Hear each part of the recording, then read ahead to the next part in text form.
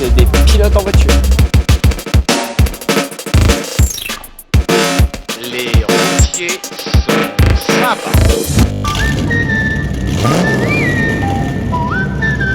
V8, le V8, il y a un autre V8 qui arrive là. Salut les couilles, bienvenue dans un nouvel petit épisode Nuts Motors.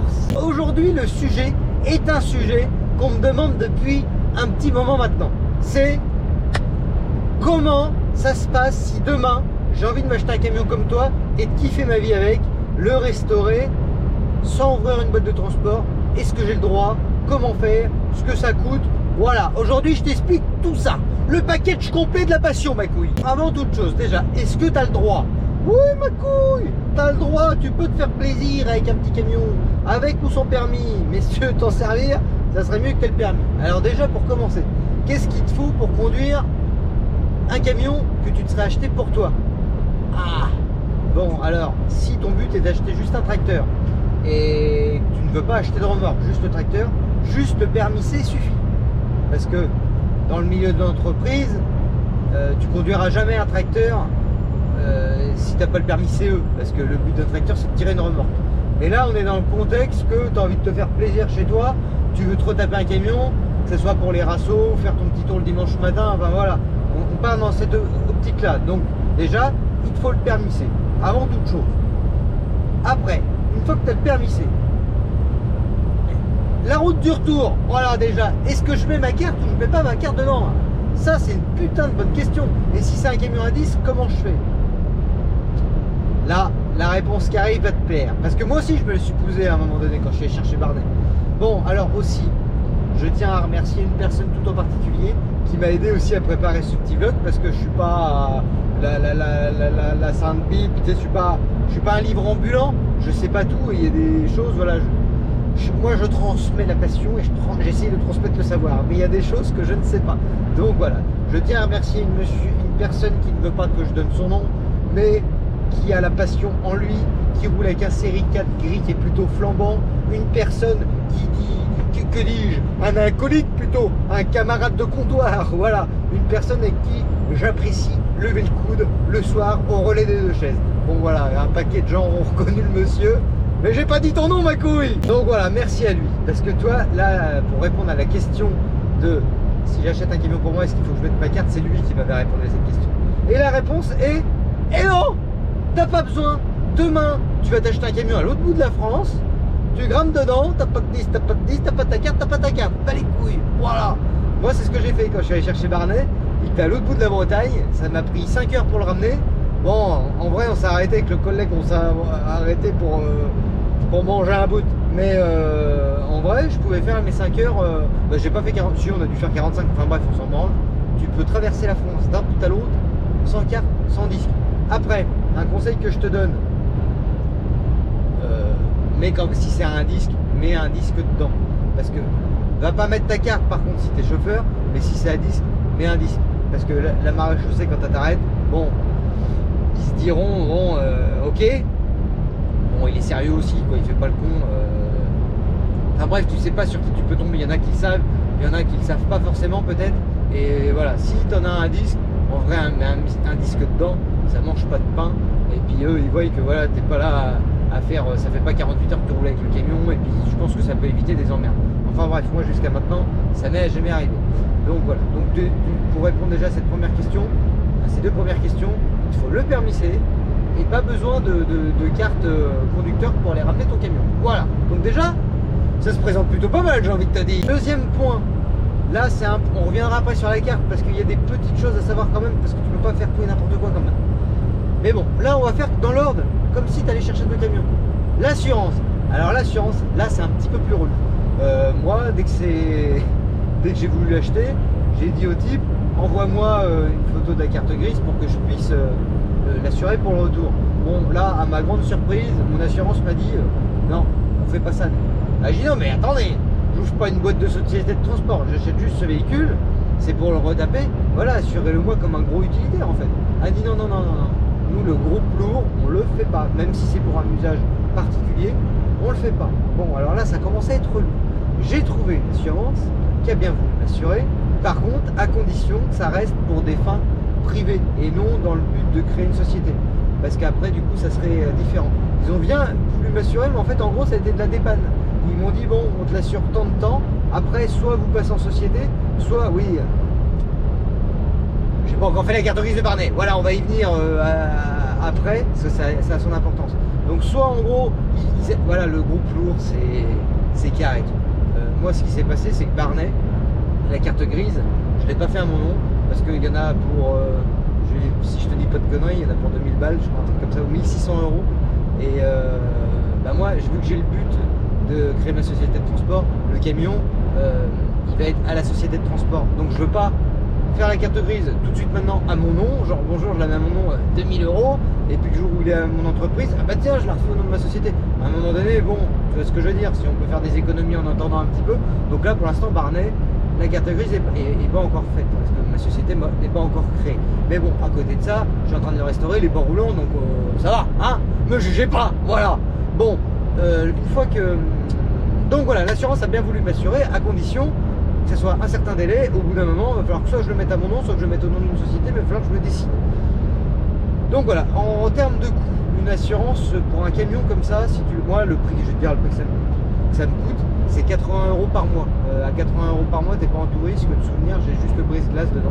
Donc oui, ça coûte quand même, en sachant que ça fait 7 ans que j'ai le permis poids lourd, mais ça rentre pas en compte.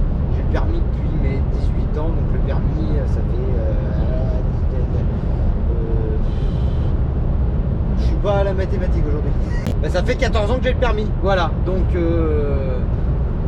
oui, alors je dis ça parce que c'est pour dire, j'ai jamais eu une malus ni rien. Donc toi, c'est pour te donner une ordre d'idée. Ça reste quand même cher.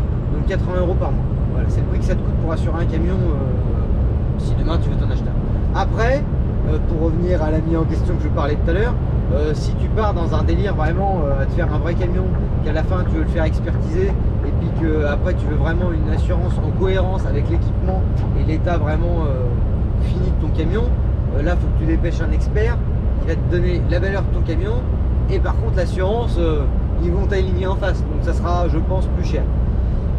Mais on n'en est pas rendu là. Pour l'instant, tu fais juste les démarches pour aller l'acheter. Donc là, tu as le permis, tu as l'assurance, et tu peux le ramener. Voilà. Jusqu'à là, tu es bon. Après, une fois que tu l'as retapé, et que tu veux en profiter, qu'est-ce qu'il va falloir que tu fasses? Et bien, comme tout le monde, il va falloir que tu passes aux mines. Voilà. Donc les mines, pour un camion, c'est tous les ans. Donc, il faudra que tu passes tous les ans. Par contre, chose importante, tu n'auras pas besoin de passer au chrono, à l'étalonnage, au rouleau. En fait, voilà, ton camion, il n'aura pas besoin d'être contrôlé pour être bridé à 90 km/h. Voilà. Donc, sache que quand même, normalement, tu n'as pas le droit de dépasser 90 km/h en camion. Faut le savoir. Tu n'as pas le droit de tricher. Mais, si c'est pour un usage vraiment personnel, t'as pas besoin de passer ton camion au chrono tous les ans. Voilà. Ça, faut le savoir. Une chose que j'ai appris aussi. Alors attends, fait important. Tout ce que je te raconte là, ma couille. Attends, je te mets mieux. Voilà. Tout ce que je te raconte, c'est vraiment dans l'optique que le camion, il n'est pas à un nom de société. Il est à ton nom propre. Tu vois, pas un nom de boîte. C'est important parce que sinon, ça fausse tout ce que je suis en train de te raconter et ce qui va venir. Donc, si une fois que tu t'es retapé le camion, là, tu te dis, tu as envie de te faire un petit plaisir évolutif, si tu as envie de continuer dans cette lancée, que tu te dis, bon, pourquoi pas maintenant passer à la remorque, hein? Maintenant que le camion est beau, on pourrait le rallonger d'une dizaine de mètres, et puis, et plus, et puis, enfin bref, tu as compris.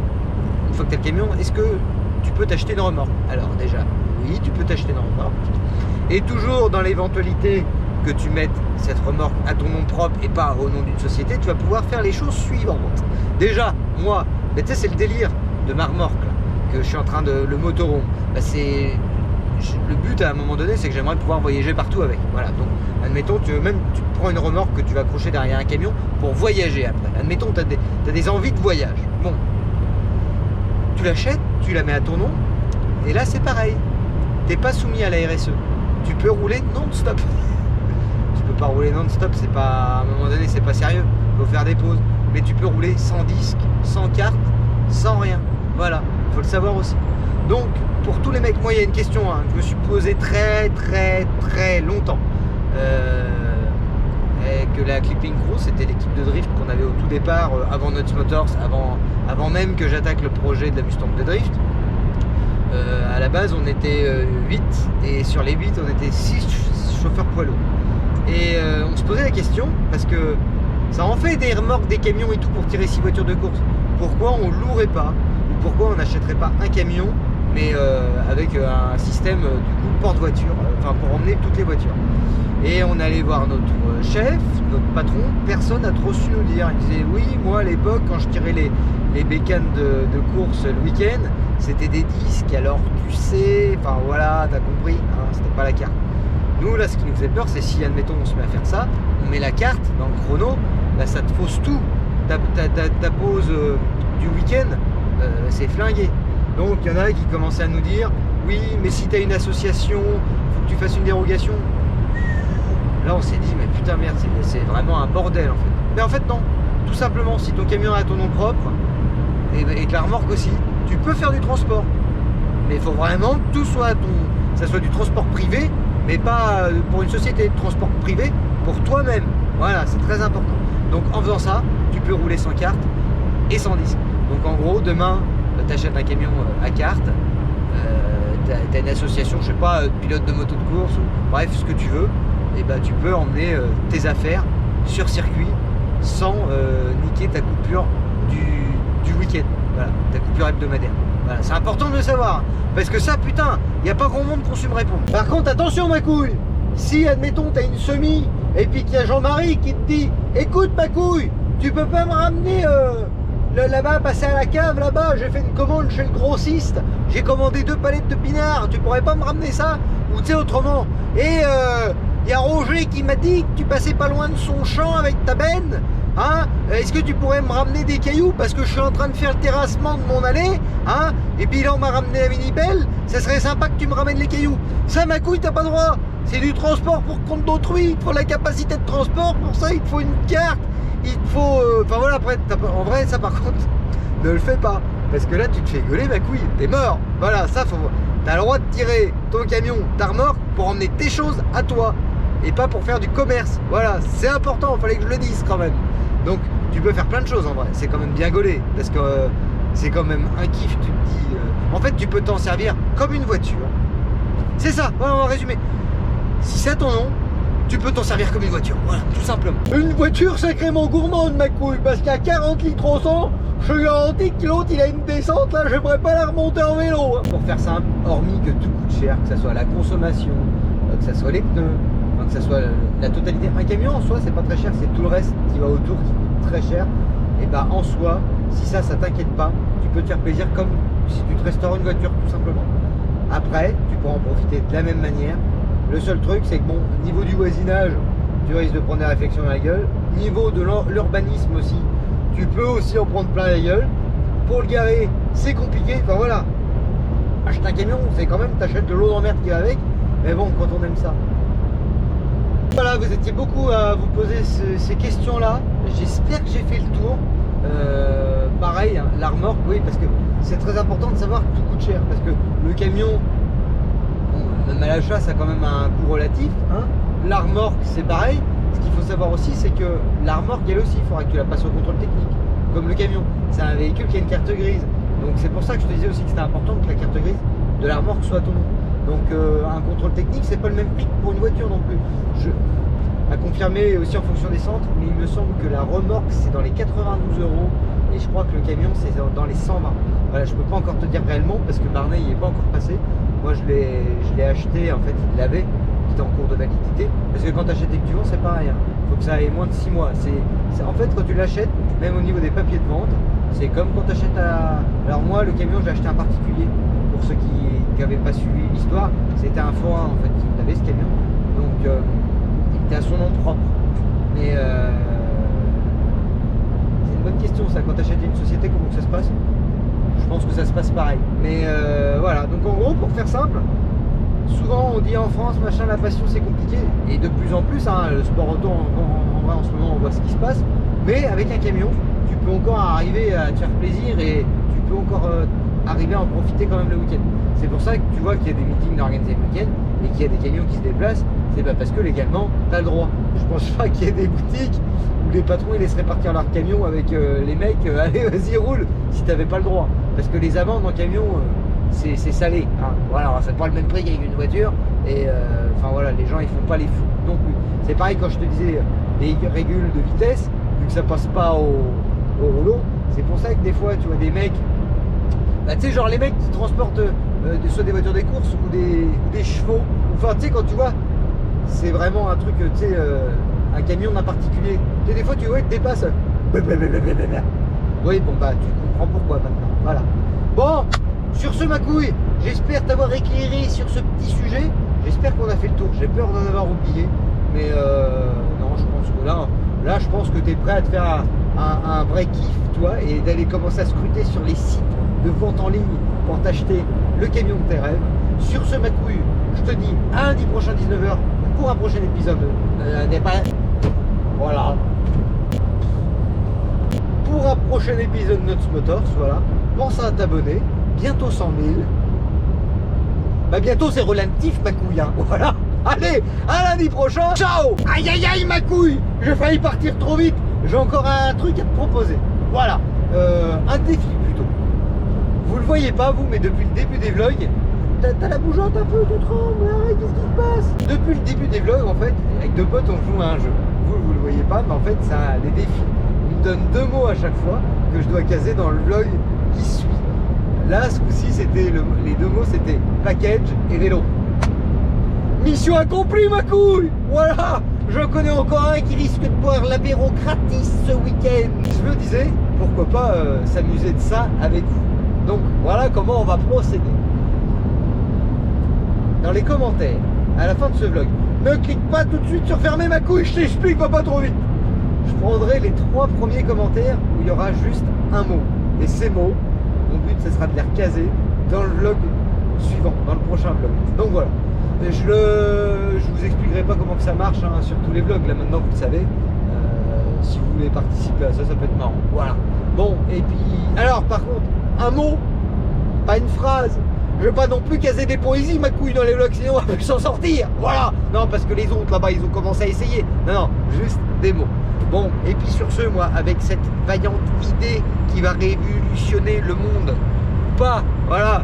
Moi, sur ce, je te dis à lundi prochain 19h pour un prochain épisode de Nuts Motors. Bien évidemment, si je n'arrive pas à caser le mot, ou j'oublie. En vrai, il y a plus de chances que j'oublie que je n'arrive pas à le caser. Parce que je suis quand même pas mauvais à ce petit jeu-là. Bon, enfin bref, t'as compris. Si je perds, on t'offre un autocollant Nuts Motors, ma couille. Ah bah oui, hein, on fait pas encore gagner des Ferrari ou des Lamborghini. On fait avec nos moyens, ma couille. Mais bon, ça fait plaisir. Bon, sur ce, maintenant, on a fait le tour des modalités de ce petit jeu. Hein. Passe une bonne semaine. Je te dis à lundi prochain, hein, si le monteur le veut.